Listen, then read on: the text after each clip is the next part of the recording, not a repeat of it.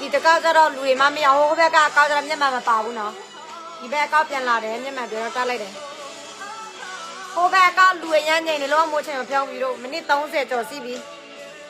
မိနစ်30စီးပြီးလူကမတွေ့ဘူးဖြစ်နေကဲနောက်တစ်ချက်ကျွန်တော်ချဲလိုက်မယ်ဒုတိယကြိမ်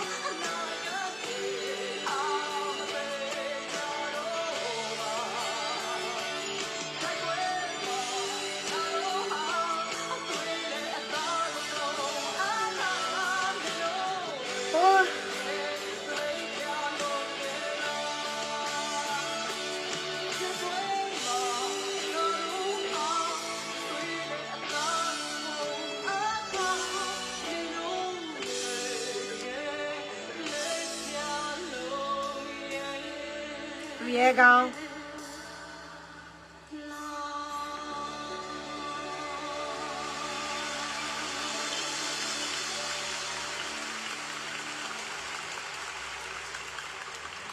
သူရဲကောင်း14ဦးလောက်ပေါ်လာပေးပါရှင်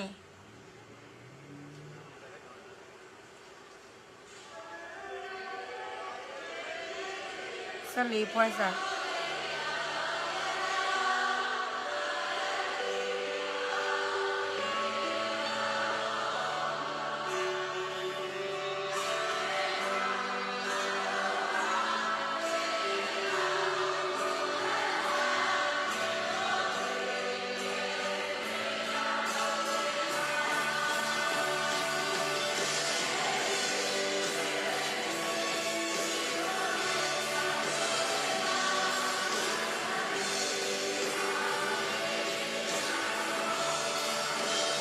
မင်္ဂလာပါမမို့ခင်ရချဲပေးကြပါအောင်ရှင်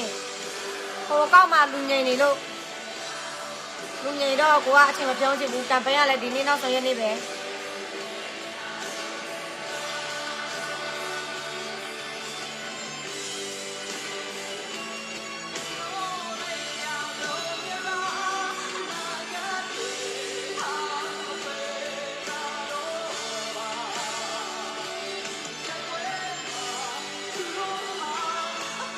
ခொနရမင်္ဂလာပါဒီကောက်လည်းအလူစင်ပေါ်လာပါစီကွယ်ဟိုခုနတော့အကအလူစင်တရားမှမပေါ်လာလို့အမို့ဒီဘက်အကောက်ပြောင်းတယ်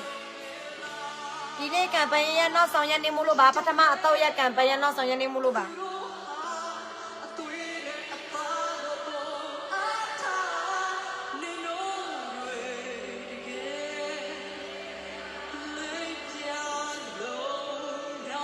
သူရဲကောင်း14ဦးလောက်ပေါ်လာပေးပါစဉ်သူရဲကောင်း14ဦးရဲကောင်းကြီးပေါ့နော်တယောက်တစ်ဖက်စာလူနေတဲ့အလူစင်ပေါ့နော်โอเคတစ်ဖက်စာသူရဲကောင်း14ဦးပေါ်လာလို့ရှိရင်ပြည်သူတွေတယောက်နဲ့ပါဝင်တော့ပြည့်ပြကြပါ PDF 14တက်ရင်ကမ်ပိန်းလို့14တက်ရင်စာလို့သေးပါတယ်ရှင်14ဖွဲ့14တက်ရင်လို့သေးပါတယ်ရှင်အားလုံးကျေးဇူးများတင်ပါတယ်ကျဲလေးတွေဒီကနေ့လေးနေပြီ10ရောက်မင်္ဂလာပါ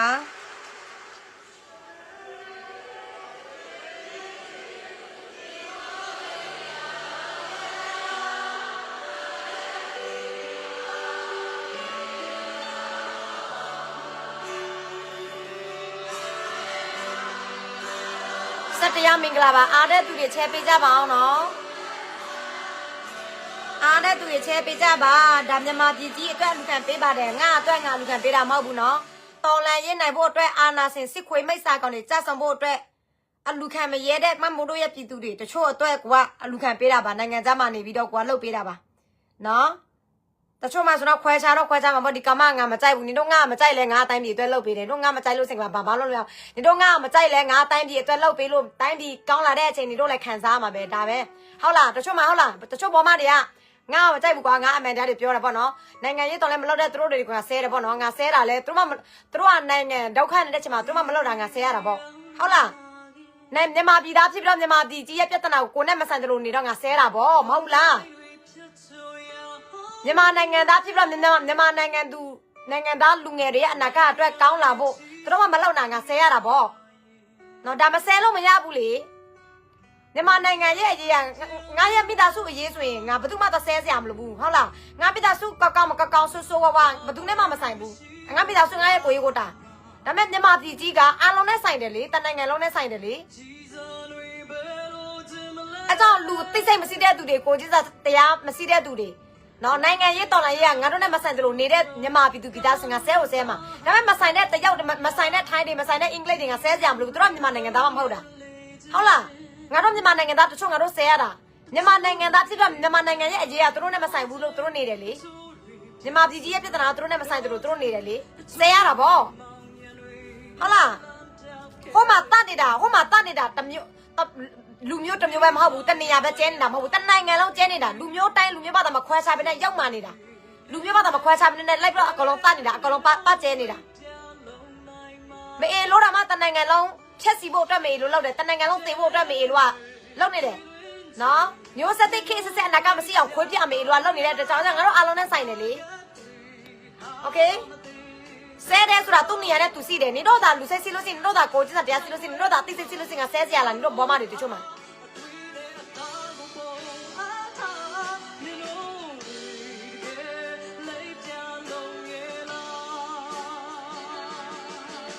အဲ့တော့ကိုက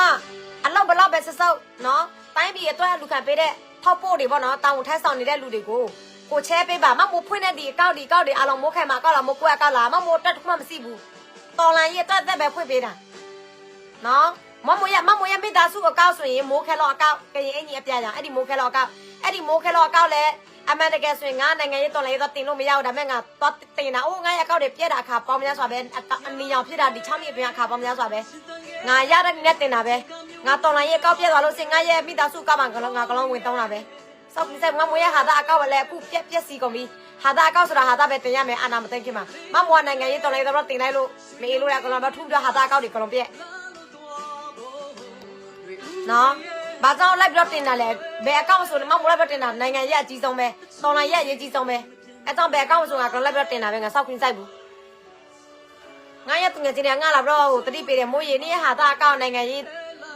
ကိုသွားပြီးတော့မတင်နဲ့နေဟာတာအကောင့်ပြက်မယ်အောင်ငါရဲ့ဟာတာအကောင့် follow များတယ်လေမဟာလာအနာစတင်တော့ငါရဲ့ဟာတာအကောင့်3သိန်းပြည့်တော့မယ်ပြီးတော့ follow 3သိန်းတော့ငါဟာတာလောက်တာတနေ့တောင်တိမပြည့်သေးဘူးမမိုးရဲ့ဟာတာအကောင့်လူ follow တာ3သိန်းပြည့်ခါနေအဲ့ဒီမဟာလာစန္ဒပြတဲ့လူကိုလမ်းမကြီးထဲမှာသူပြစ်တက်လိုက်တဲ့အချိန်မှာလေကျန်းတိုင်းနဲ့လေအဲ့ဒီရောက်တွေကပေါ့နော်သွေးတွေထွက်တယ်မမောပြန်တင်တဲ့ချိန်မှာလူကြစ်တာအတန်းပေါင်းများစွာပဲပြီးတော့ရေနောက်ဆုံးတော့တို့လာတော့ထူးခြားတာငါအတွေ့အကြုံမရှိတာငါကောက်လဲတခါမှအထုမခံရဘူးလေစိတ်တင်ဒီလိုမျိုးပုံတွေတင်လို့ရှိရင်တို့ထူးလို့မရဘူးလို့ကိုကမသိတာတော့တင်မိလိုက်တယ်နောက်အခုအဲ့ဒီဟာတာကတော့ကြည့်လို့ရတယ်ဒါပေမဲ့ဘာပဲတင်လုံးအပြူမတဲတော့ဘူးဘာမှ view တွေမတဲလူတွေနည်းနည်းပဲတွေ့တော့တယ်အဲ့လိုမျိုးပေါ့နော်ပြတ်သွားပြီဆိုတော့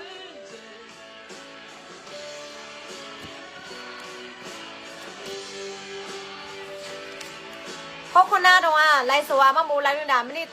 30နာရီတဝက်လောက်ရှိတယ်အလူစီတရားမပေါ်လာဘူးမပေါ်လာတော့ငါဒီဘက်မှာပြောင်းတယ်နော်ဘာကြောင့်လဲဆိုတော့ဒီနေ့နောက်ဆောင်ရက်နေ့လေပြီးတော့14ဖွဲ့ကနေ့ပိုင်းမှာဒီအစွန်း4ဖွဲ့ရလို့စိတ်ကောင်းတာပေါ့နော်ကျန်တဲ့10ဖွဲ့ညကြရင်မမိုးလို့အစွန်းကုန်ရောက်မှာပေါ့နော်ကျန်တာနဲ့တော့မဟုတ်လို့မှ9ဖွဲ့နောက်ဆောင်ရက်နေ့မှာ9ဖွဲ့10ဖွဲ့ကျန်လို့စိတ်တော်သေးတာပေါ့အခုဖွဲ့14ဖွဲ့တော့မှဆိုတော့မမိုးအရန်ဆိုးရင်ပါတယ်မပြစ်မှာကိုအရန်ကြောက်တယ်လူညီမပြစ်မှာပေါ့နော်လူညီညွတ်မပြစ်မှာသူရက်ကောင်းအလူစင်ကြီးတစ်ဖွဲ့စာနှစ်ဖွဲ့စာလူပေးတဲ့အလူစင်တွေပေါ်လာမှာပေါ့နော်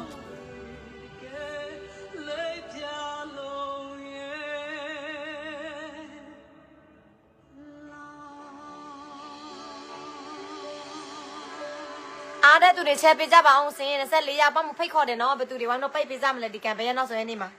100နိုင်လို့စင်100ထက်1000နိုင်လို့စင်1000ထက်ဘယ်နိုင်ငံမှာဆိုပေါ့နော်မပြင်းစင်သေးဘူးထပ်ဆိုဦးမလား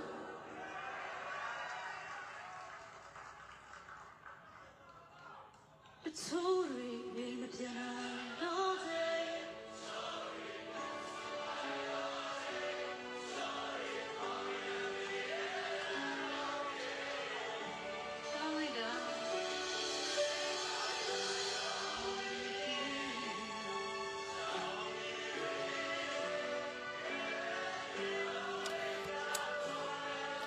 မင်းရေအားလာတော့ရေဝင်ကျွမ်းမလားလိုက်လွန်းတဲ့ခါစီးပြီးတယောက်မှမပေါ်လာဘူးလူစင်က14ဖွဲ့တော့14ဖွဲ့ပဲ14ဖွဲ့တိပဲကျန်တယ်ကိုကမှလိုက်လွန်းလဲလူတယောက်မှပေါ်လာဘူးမိနစ်30တယောက်မှပေါ်လာတော့ဒီကောက်နဲ့ပြန်လာပြီးတော့ပြောင်းတယ်နောက်မင်းအားလုံးစိတ်ဝင်ကျွမ်းလိုက်လေနော်ဒီမှာ အရန်ဆိုးရင်တယ်ဒီနေ့ပဲအချိန်စီတော့တာလူကညင်နေတယ်ညတော့ကလည်း Facebook ပြက်လို့နောက်ကြတယ်ဒီနေ့လူတော်တော်ညင်တာတခါမှမတွေ့ဘူးကံပရဲ့နောက်ဆုံးရက်နေ့မှာအမှန်တကယ်ဆိုရင်ကံပရဲ့နောက်ဆုံးရက်နေ့ဆိုရင်လူတွေကစိတ်ပူပြီးတော့တယောက်နည်းနည်းပါဝင်ပေးရမယ်လေအခုတယောက်မှမထွက်လာဘူးမနေ့ပိုင်းဖြစ်နေလို့လားအော်မနေ့ပိုင်းလည်းလာလူပေးကြတာပဲလေမနေ့ပိုင်းလည်းလာလူကြတာပဲလေအခုကမတွေ့ဘူးဖြစ်နေလူ16ယောက်နဲ့လူ30ကျော်နဲ့စိတ်တွေညစ်တယ်ဘယ်အကောင့်မဆိုငါလွင့်တာအယောက်40 50တော့မှမတက်ဘူးဘယ်လိုလဲ30ကျော်20နဲ့30ကျော်20နဲ့လူတော်တော်နဲတယ်နဲ့မနဲ့ပိုင်းဖြစ်လို့လားဒါပဲမိုးမမိတာမိုးရကန်ပိန်းတော့ဆိုရင်နေမှလူအဲ့လောက်မနဲဘူးလေ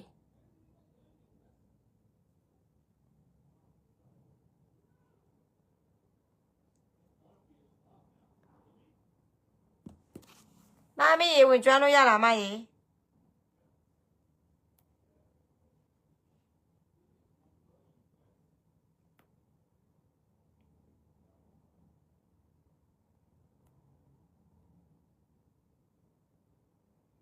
မင်္ဂလာပါ18ယောက်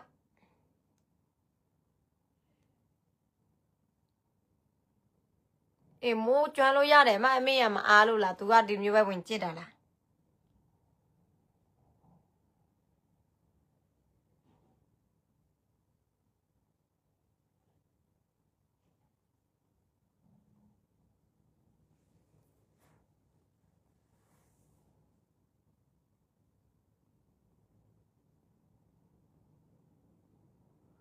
ဒီမှာ14ယောက်နော်ခင်လေး14ယောက်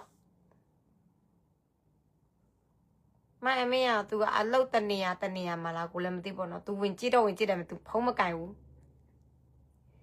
နော်အမေရေဘာဒီလောက်လဲနော်ရေဝင်ကြည့်တယ်ဟုတ်ခုနကတော့တွေ့လို့ဒီနေ့လေဟုတ်ခုနကတော့အကောက်ဆွေဦးဖောက်တဲ့လူမရှိဘူးကွယ်ဘာမှဖြစ်ဘူးဘယ်သူမှဆွေဦးဖောက်လဲငါလည်းအကျွေးနဲ့ပဲဆွေဦးဖောက်ပေးလိုက်မယ်ငါကိုတိုင်ပဲငါလူခံငါကိုတိုင်ပဲငါထည့်လိုက်မယ်ငါဘယ်လိုလုပ်ရမလဲဆိုတော့ဒီမှာ14ဖွဲ့စာကအဲ့ဒီ14ဖွဲ့တဲ့မှာအဲ့ဒီ14ဖွဲ့တဲ့မှာတစ်ဖွဲ့ဆိုရင်စစ်ထောင်ပါနော်တစ်ဖွဲ့ဆိုရင်စစ်ထောင်ပါအဲ့ဒီ14ဖွဲ့တဲ့မှာတစ်ဖွဲ့စာပြဖို့အတွက်9500လိုတယ်မမိုးက900ထည့်လိုက်မယ်မမိုး900စေဦးဖောက်လို့သူရဲကောင်းအလူစင်တွေများပေါ်လာပါစီကွယ်နိုင်တယ်လို့အလူစင်တွေထည့်ပေးမဲ့အလူစင်တွေများပေါ်လာပါစီကွယ်ငါ900စေဦးဖောက်မယ်ဒါပဲတော်လန်ကြီးဘသူမှမပါလဲကိုပဲပါဘသူမှမထက်လဲကိုပဲထက်ကိုပဲလူခံကိုပဲထက်အဲ့ဒါကိုကလိန်စားညာစားခိုးစားတဲ့ပြောနေတဲ့အောက်တန်းစားအမျိုးရုပ်ဘောငုံဘောဆုပ်ဘောယူဘောထန်ဘောမအီလိုဖီလိုမနေလဲငါ့ကိုပြောသေးတယ်โอเคနော်ဒါငါ900ထည့်လိုက်ပြီဖြစ်ငါဖွင့်ပေးလိုက်ပြီကွယ်ဘသူမှမဖွင့်ပေးလို့ငါဖွင့်လိုက်ပြီ900ပါကဲငါဖွင့်လိုက်တဲ့နောက်ပိုင်းမှာအလူစင်တွေများပေါ်လာပါစီကွယ်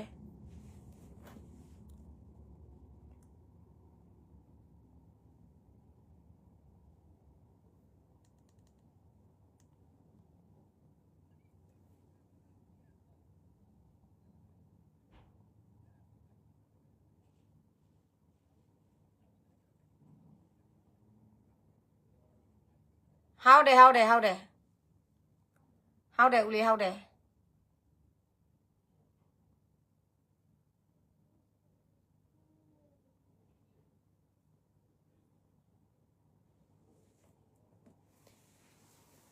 ကဲမင်္ဂလာပါကိုကြီးပြစ်ဆောင်ရင်ဒီနေ့ကံပေးရနောက်ဆောင်ရက်နေ့အရန်ညိတယ်ညတော့ကလည်း Facebook ပြက်ကံပေးရနောက်ဆောင်ရက်နေ့15ဖွဲ့စာလိုတယ်ဆိုမှပဲတညလုံးလိုက်လွင့်တယ်ဟိုမအမေကိုစောက်လိုက်တာနဲ့မနေ့4 နာရီကျော်5 နာရီနီးပါပဲတင်တယ်တဖွဲ့စာပဲရတယ်ညတော့တညလုံးကအဲ့ဒီ15ဖွဲ့အခု14ဖွဲ့လိုတယ်14ဖွဲ့စာညီမလေးဟိုကနာတော့မိုးကိုအကောင့်နဲ့လိုက်လွင့်တယ်မိနစ်30လောက်ရှိတယ်တရားမှမပေါ်လာတော့မိုးလည်းအချိန်မပြောဘူးနော်အချိန်ကဒီနေ့ပဲကျွန်တော်ဒါဒီနောက်ဆောင်ရက်နေ့ကဖန်ရဒီဘက်အကောက်ပြန်လာပြေးတယ်ပြန်လာပြေးတော့လေအလူစီတရားမပေါ်လာဘူးစေဦးဖောက်ပေးတဲ့လူလည်းမရှိဘူးညီမလေးပဲ900ပါထည့်လိုက်တယ်ကိုနာမည်နဲ့ကိုပဲအလူခံကိုပဲစေဦးဖောက်ဘူးမှမပေါ်လာဘူးက